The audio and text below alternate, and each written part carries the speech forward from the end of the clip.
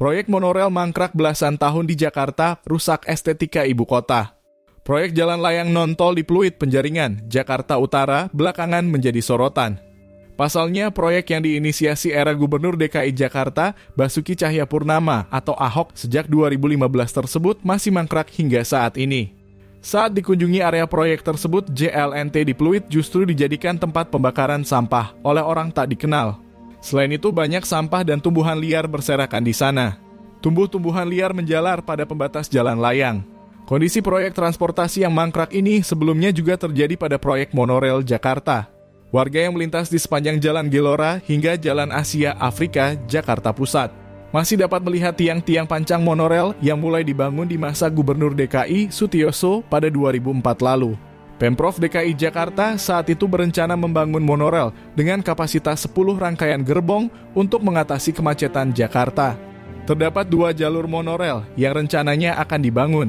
Jalur pertama melingkar sepanjang 14,3 km dimulai dari Casablanca, Hotel Grand Melia, Satria Mandala, Kusuma Chandra, Polda Metro Jaya, Bursa Efek Indonesia, Gelora Bung Karno Senayan, Plaza Senayan, JHCC, Gedung MPR DPR, Taman Ria Senayan, Pejompongan, Karet Sudirman, Setiabudi Utara, Kuningan, Taman Rasuna.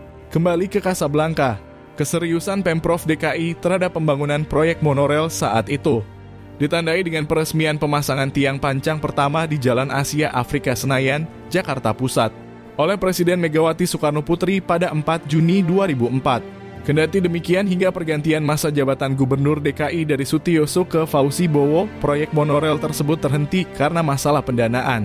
Pemprov DKI di bawah tampuk kepemimpinan Fauzi Bowo atau Foke justru dituntut oleh pelaksana proyek monorel, PT Jakarta Monorel, sebesar 600 miliar rupiah lantaran tidak adanya investor sehingga proyek pun mangkrak.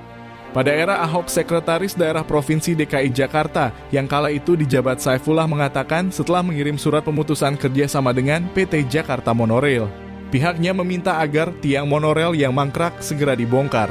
Alasannya, keberadaan tiang-tiang itu mengganggu keindahan dan estetika kota.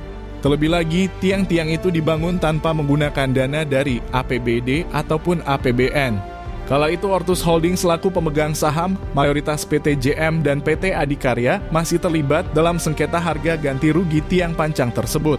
PT Adikarya meminta Ortus melunasi pembayaran tiang senilai 193 miliar rupiah. Sementara itu Ortus hanya bersedia membayar ganti rugi tiang sebesar 130 miliar rupiah.